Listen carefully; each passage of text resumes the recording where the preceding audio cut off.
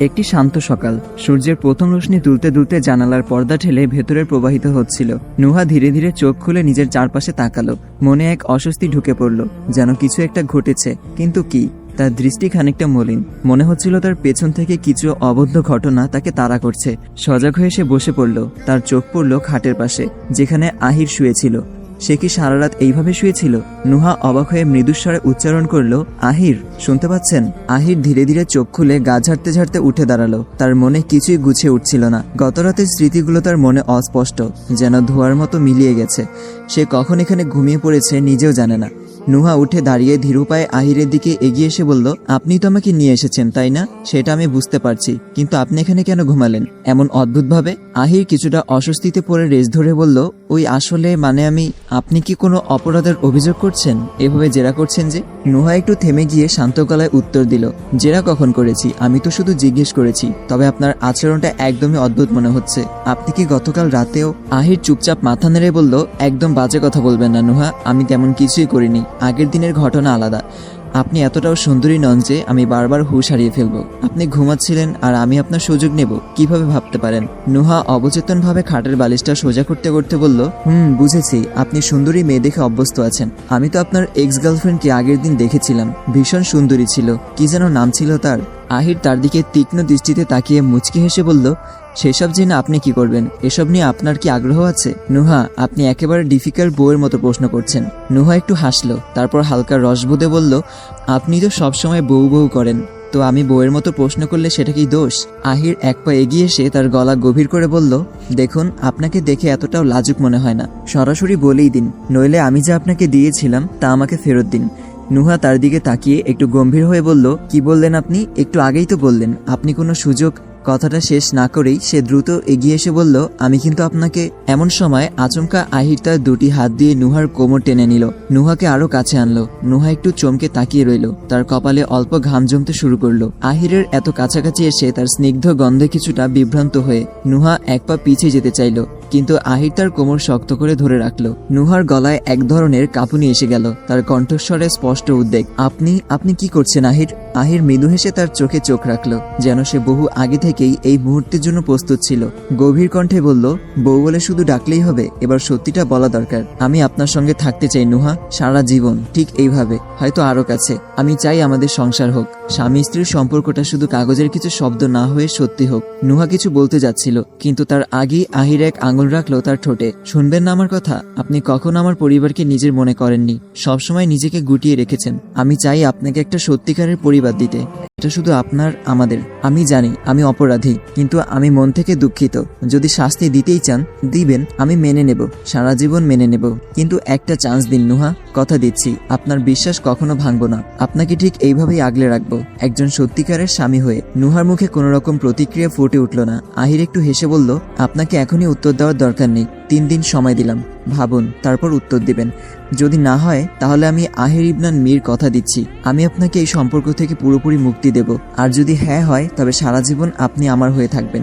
এই ধোঁয়াশার সম্পর্ক আমি আর টানতে চাই না। আহির একটু থেমে মুখে দুষ্টমি ভরা হাসি এনে বলল, আমার মতো ভালো ছেলে কিন্তু মাইক্রোস্কোপ দিয়েও খুঁজে পাবে না, একবার ভেবে দেখো। তারপর সে এক পা পিছিয়ে গেল, হাত উঁচিয়ে ঘাড় টানতে টানতে বলল, উফ, বেশ ক্লান্ত লাগছে, যাই ফ্রেশ হয়ে আসি, ঘাড় ব্যথা করছে। নুহা স্থির হয়ে দাঁড়িয়ে রইল। তার ঠোঁটের কোণে অল্প হাসির আভাস ফুটে উঠল, কিন্তু সে কিছু বলল না। তার চোখে কিছু প্রশ্ন ছিল, কিছু অনুভূতি যা সে নিজেও স্পষ্ট করে বুঝতে পারছিল না। সকালেই অনন্যাকে ফিরিয়ে আনা হয়েছিল, কিন্তু সে একটাও কথা বলেনি।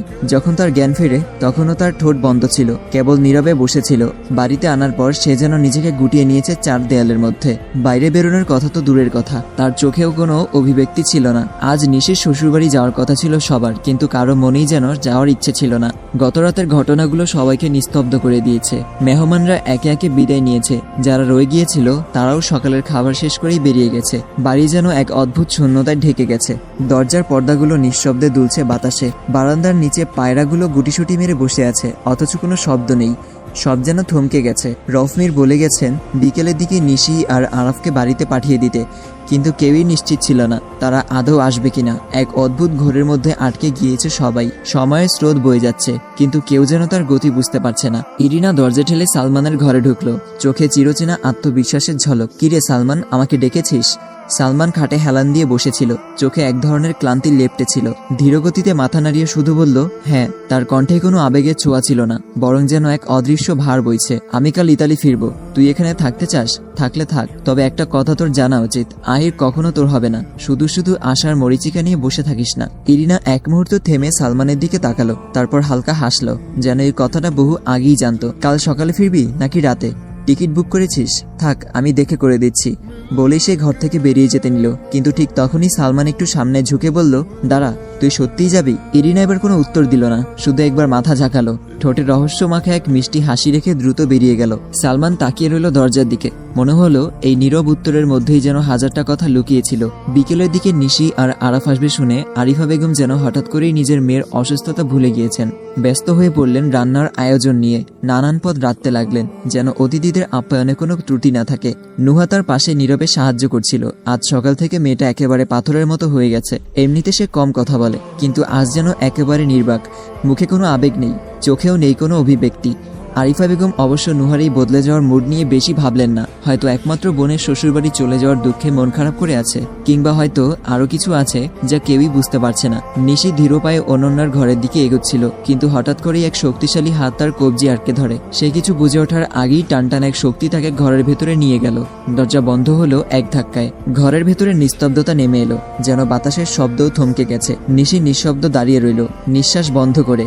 সে বুঝতে পারছিল কারো দৃষ্টি তীক্ষ্ণভাবে তার দিকে নিবদ্ধ, তবুও সে মাথা নিচু করে রাখলো। সেই চোখের দিকে তাকানোর সাহস ছিল না। সালমান দাঁড়িয়েছিল নিশির একদম সামনে, গভীর দৃষ্টিতে তাকে পর্যবেক্ষণ করছিল। সেই চোখের দৃষ্টি তীক্ষ্ণ ছিল, যেন নিশির আত্মার গভীরে প্রবেশ করে প্রতিটি অনুভূতি বের করে আনতে চাইছে। আমাকে যেতে দিন, কেউ দেখলে সমস্যা হবে, ফিসফিস করে বলল নিশি। সালমান হঠাৎ উচ্চস্বরে হেসে উঠল। সেই হাসির ধারালো ঝাঙ্কার নিশির সারা শরীরে এক শীতল শিহরণ বইয়ে দিল। সে একটু চোখ তুলে তাকালো, কিন্তু সামনে যে হাসিটা দেখলো সেটা ছিল ভয়ঙ্কর। নিশি কিছু বলার আগেই এক ঝড়ের মতো আচমকা সালমানের হাত উঠে এলো। এরপর মুহূর্তেই তার গালে সজোরে আঘাত হানল। একটা প্রচণ্ড শব্দ প্রতিধ্বনিত হলো ঘরের দেয়ালে, যেন সময় থমকে দাঁড়ালো। আঘাতের তীব্রতায় নিশি কিছুটা দূরে গেল, ভারসাম্য হারিয়ে ফেলতে লাগলো। কিন্তু ঠিক তখনই সালমান তাকে তড়িঘড়ি করে দাঁড় করিয়ে দিল। নিশি টলমল চোখে তাকালো সালমানের দিকে, কিন্তু সেই চোখে বিস্ময় বা প্রতিরোধের বদলে ছিল এক অদ্ভুত শূন্যতা, এক নিঃশেষিত অনুভূতি, যেন সবকিছু হারিয়ে গেছে বহু আগেই।